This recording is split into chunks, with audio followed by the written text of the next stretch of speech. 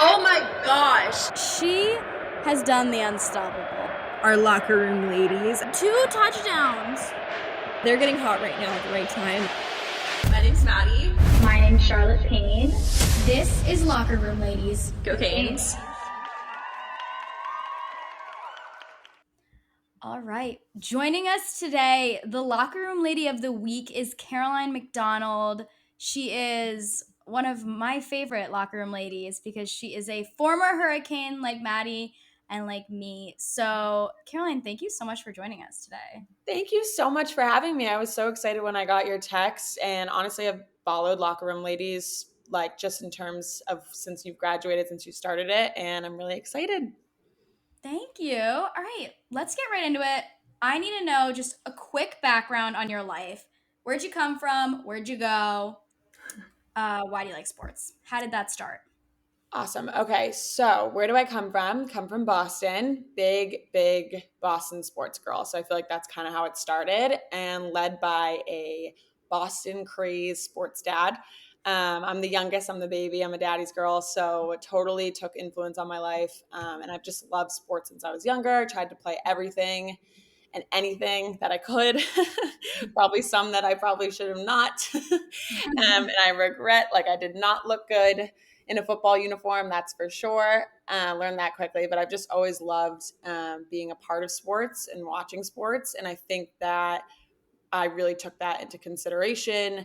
Probably as young as high school, I knew I wanted to be in sports. I knew that it was something that was fast paced and kind of really intrigued me in terms of that. I think I'm a very like fast paced kind of person.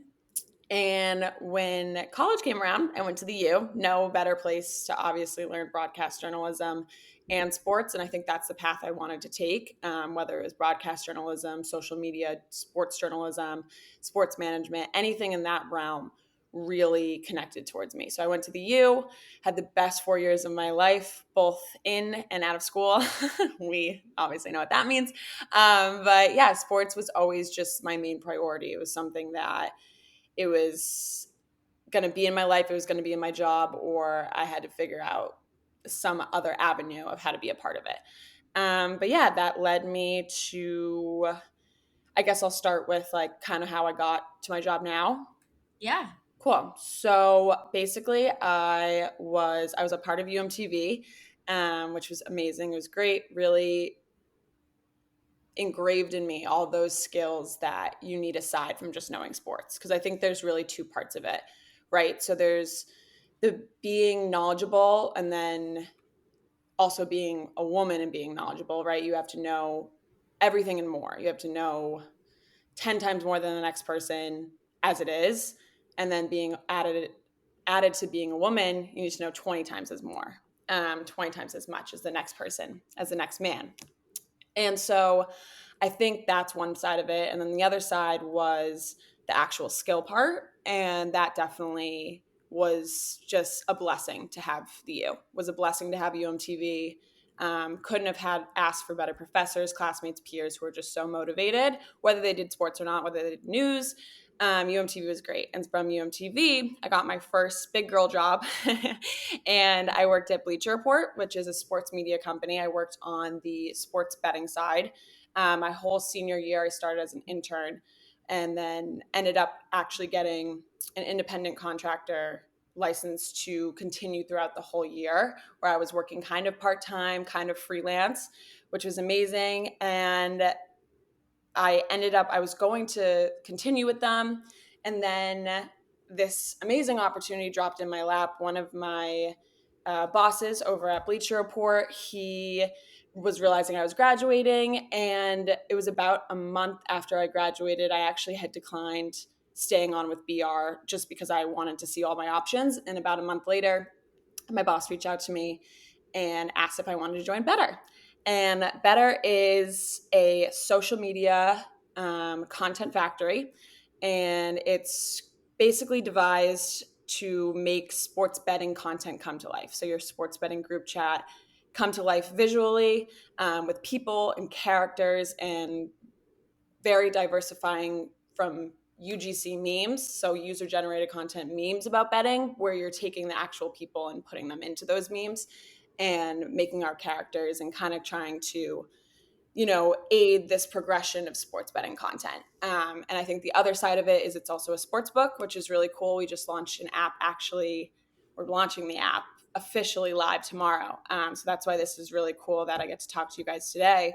Amazing. On Locker Room Lady Thursday, we love my Betr. God. You're getting me Perfect. We'll put a link to download in the description. for sure. No, I'm really pumped and I'm really excited. This came at a really great time. So yeah, I'm really excited, and it's run. The president's Jake Paul, and he's great. He's super involved, and he really sees this as such a great business opportunity. And I think, we launched 3 weeks ago, and in the past 3 weeks, I think we've really made a splash in media culture, which is like the best thing that you could ask for. Trying to rile people up, trying to get eyes on us, trying to see our content that we're producing that we're really proud of. So yeah. That's Wow. incredible. Spoken like a true journalism graduate. Yes, we love to hear it, and it feels like it's like so fast. I didn't even realize you graduated 3 months ago, and now here you are. It just seems like the fast track to where you are now. I'm so curious. Can you kind of explain the idea of micro betting versus traditional betting, and give us an example? Like, what would you bet, or maybe not you, but what could I bet on right now? Like, what's a good example of something that someone would do with the Betr app?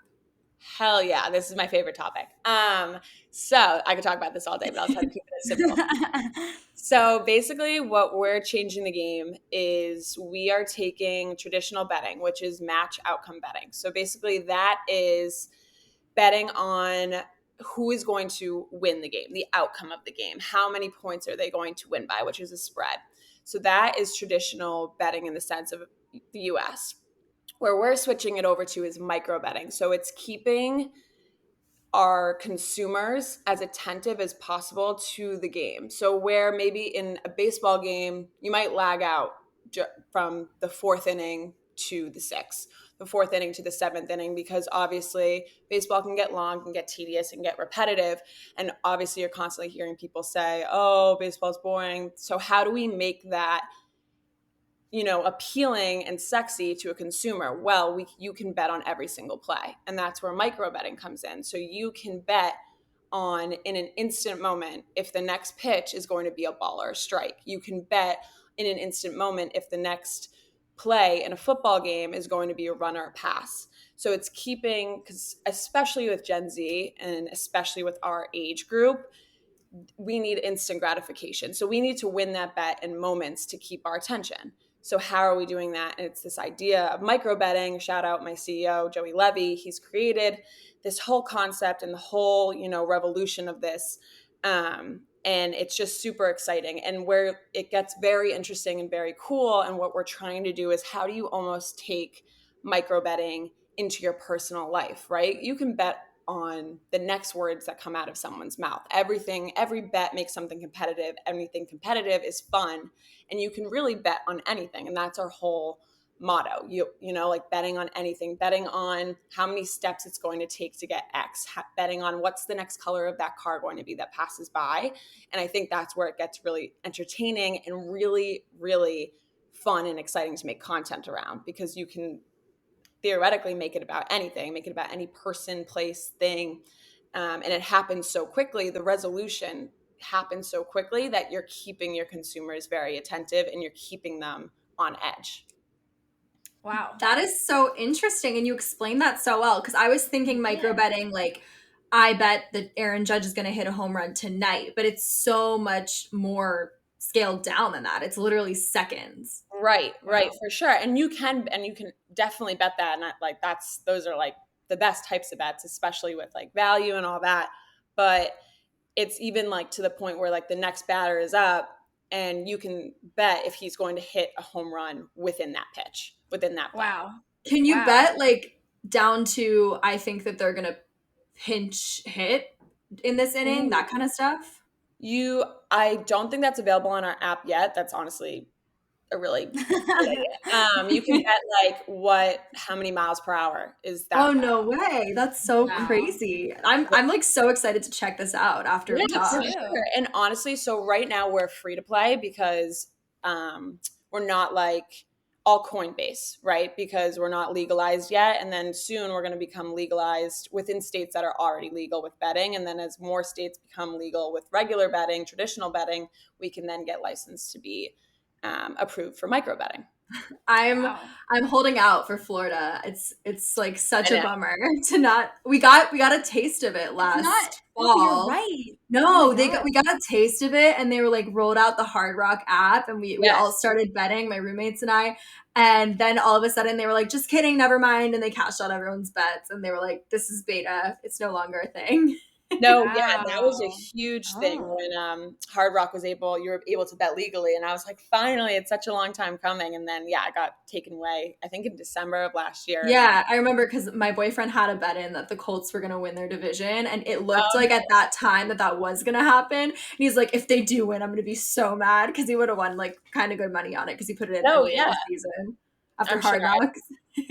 I really hope Florida is the next state, either Florida or Massachusetts. I'm like one of the two. Oh, because even your home state. None of your states. Even New Jersey or New York. It's my dad lives in Kentucky. Consideration for sure. My dad lives in Kentucky. He's from Pennsylvania though, so Pennsylvania hasn't legalized. And when he moved to Kentucky, he lives close to the border in Louisville. So he lives close to the border of Indiana. So he'll literally walk across the state lines to put in his bets. It knows where you are. It knows everything. Literally, he'll go into Indiana for certain games so he can place bets. People will literally do that. They'll cross border lines. They'll drive hours just to place a ticket. Futures, especially if they have a Super Bowl future in mind, they will do it. It's crazy. It's a lucrative industry, and you're getting it at the right time. I mean, sports betting and betting in general isn't a new concept. Like, I was in the way back seat of my parents' minivan betting with my siblings on things, and now obviously Betr has taken it to a whole nother level that I haven't heard of before. So I'm interested, Caroline, how is this going to change through season? So you talked about, we're entering the football season, and you're going to go into hockey season. I'm sure the supplies are endless for you guys. But what's going to happen in a season like it's the dog days of summer and it's sports purgatory? What can I do to stay involved? Yeah, 100%. I think that's going to be honestly one of our biggest franchises, I would say, biggest slogans, is how I think this honestly started a lot of the reason because of baseball, right?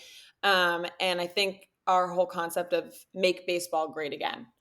And that's kind of what we say to each other. We're like, how do we make this sport more attainable for the next generation? How are we going to get these kids to watch and engage and actually want to be part of a community, a betting community around this?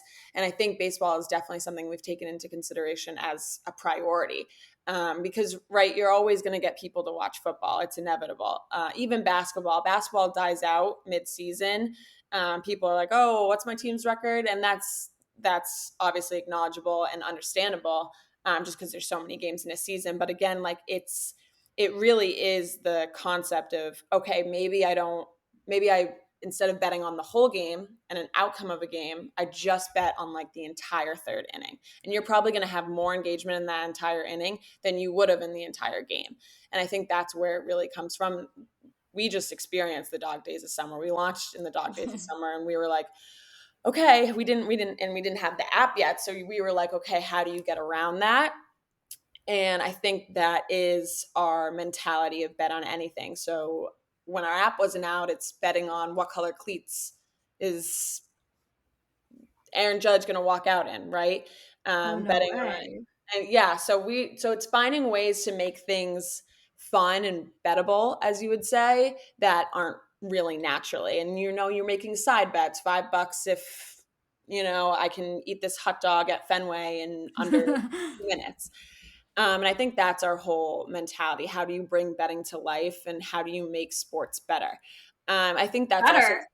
I love it. I was just going to say, they should be paying you. They are. I love the idea of getting someone the average fan, getting them some skin in the game, like with that instant gratification. I think it is so true, because when you're watching, I mean, we all have our teams that we root for, like no matter who they're playing. I'm watching the Steelers on Sunday, but if you want me to watch a Jaguars game, I need to have a player on my fantasy team that's playing in it. Like there has to be some sort of skin in the game. So I love the idea of bringing that level of interest to any game. And I think it's probably a good way for people to learn aspects of the game, like balls versus strikes and that kind of stuff. For sure. I think there's definitely an element that like we are trying to touch upon. Like sometimes betting can seem discouraging because, you know, how do you go and bet the outcome of a game if you don't really know anything about the two teams? You haven't really been following them. Micro betting, you could know nothing about the two teams, and it's as simple as knowing maybe the next pitcher, the next batter, or it's as simple as taking a 50-50 shot on a ball or strike, you know, and just seeing if you can ride with it, seeing if, you know, the your hand is good, seeing if you're lucky that day. It's almost like it's becoming a casino game at that point, you know? And it's like, it's trying to also engage people who haven't bet before. Okay, like there is something that you can do. There is a way that you can be involved where you might not necessarily think that like sports betting was your thing. Okay, maybe start small, start micro. I love that. This is so interesting. And this is really unlike anything I've ever heard of in terms of the sports betting industry. Thank you so much. I really, really appreciate that. I honestly, this is all my CEO, all my president, all my co-founders. They are like the most intelligent, brilliant people ever. And they've really made it come to life. So I'm just happy that I get to socially show it to the world on social platforms. Can you talk about, because you are our locker room lady of the week, if you're not sure, if you haven't listened to us frequently, we always start the episodes with a locker room lady. So this week you're our locker room lady. Can you talk a little bit about what it's like being a woman in this section of the sports industry? 100%. I think I've come to realize that there's like two ways that I think about it. I think about it externally and I think about it internally. So externally is like anyone else that's making me feel like that, and not trying to be super interviewee or whatever, but I did really find a ton of guys that make me feel super comfortable and make me feel really empowered and make me feel like I have a voice. And it's never, ever since I stepped into the office, it's never been like woman versus man. It's never been, oh, well, you don't know that much about sports. It's never been a competition like that. If anything, if I do misspeak, if I do not know something, like they want to educate me. And I think that's like just a huge part in women being in sports right now, is like, don't discourage her for not knowing something, encourage her to understand what's going on. And if she misspeaks, if she says something wrong, if she doesn't know X player or X game, you know, let's teach her, right? And so I think externally, I look at it as I feel really good and I feel really comfortable. I think there's another side of it internally. I think that any woman could definitely say like they're always going to think about it subconsciously. I don't think that's ever going to go away. I think, you know, I obviously going into it probably had different expectations than now. Like there's a certain degree where I'm always like, okay, I'm a woman and I do need to work just as hard, if not harder, need to know just as much, if not more. And I think that will be with me forever. Like, I don't think that's ever going to go away, but I think that it gives me an edge, and I think that it gives me motivation and determination. And I think it only makes me better at the end of the day with those internal factors. Well said. By the way, don't discourage, encourage. Don't discourage her, encourage her. I need it on a t-shirt. I wrote it down. I love that. I need that on a t-shirt. So if you guys, I should make not only did Charlotte write it down, but I also texted her with the time code of when you said it. So that's how good it was. Oh my God, that's awesome. I love that. And I'm thank you for sharing your experience as a woman in that industry, because I feel like the narrative is shifting. And as Maddie and I go through talking about these different locker room ladies, it went from the first woman to do this, the first one to that. You're the first woman to be in this scope in your company. Is that right? You're the Yeah, I am the only woman that works for Betr right now. And I think that's first of many. Yeah, yes, 100%. Wow. Congratulations. In fairness, we are a company of like 8 or 11. So it's not like we're not hiring women. We are getting to that point. We're definitely staffing out. But yeah, I do think that, especially in betting as well, it's definitely a new industry in itself. I remember like literally, this is such a weird story. Like 2 or 3 years ago, I told Brendan Riley, I was like, hey, like I kind of want to get into like gambling content and betting content, because I feel like being, a woman in sports and broadcast journalism, you got to find your niche. You got to find what you're really good at, something that makes you stand out.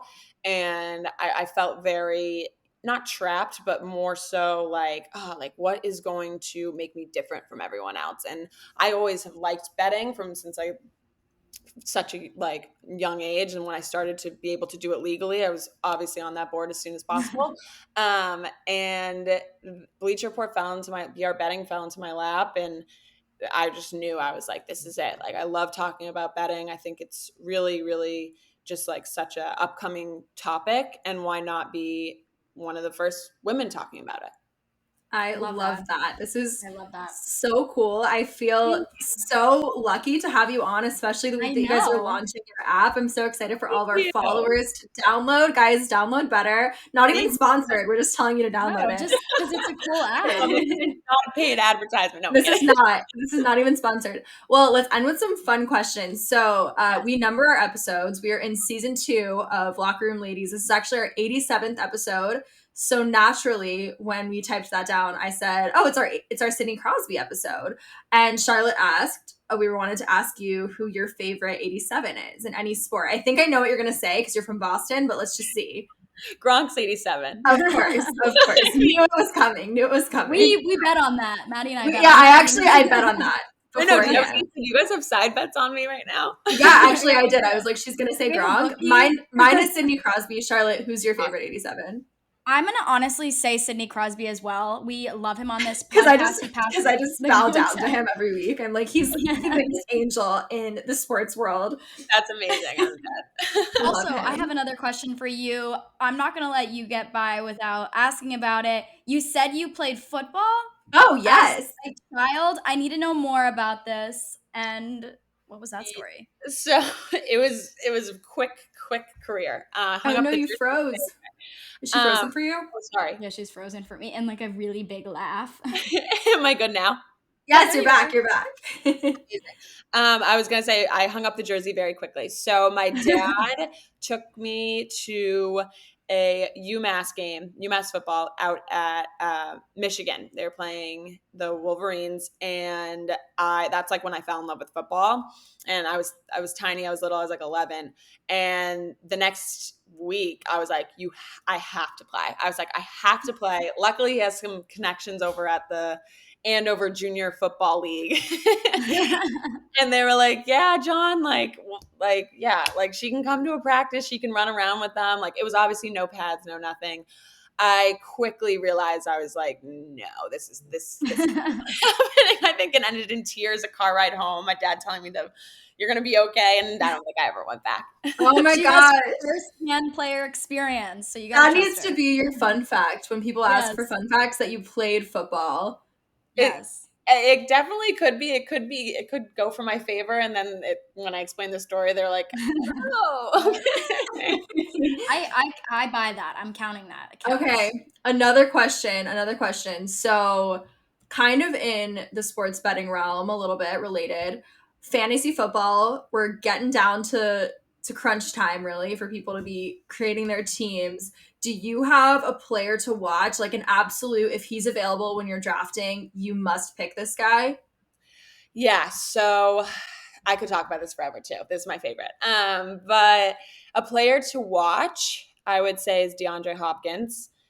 He's coming back week 9, I believe. And if you can get him in the 7th or 8th round, you pick him up. You're going to pick him up. When he comes back, he's going to do numbers for sure. Love that. All right, Caroline, just one more to part with. What is the future for Betr, and what is the future for Caroline McDonald? Where can we see you next? For sure. What is the future? I got to think about what I'm going to do. It's a loaded question. The future for Betr. I think we've just touched the surface, as cliche as that is. I really think we have. I think that this reach and this ceiling is so high. I think that we have, we've developed the social media factory of it. We are just starting our app. We have a ton more franchises. We have more podcasts coming out. Jake has his own podcast, his own sports show right now, where he's having on athletes and getting into the lives of them. I think I only see that like increasing and getting so much better. It's already amazing. But yeah, I think honestly, just making the future I want to see is a community of bettors who rely on this bet on anything mentality. That betting can be fun, it can be silly, it can be easy. And if you want to do it in sports, it can be super, super tangible and understandable.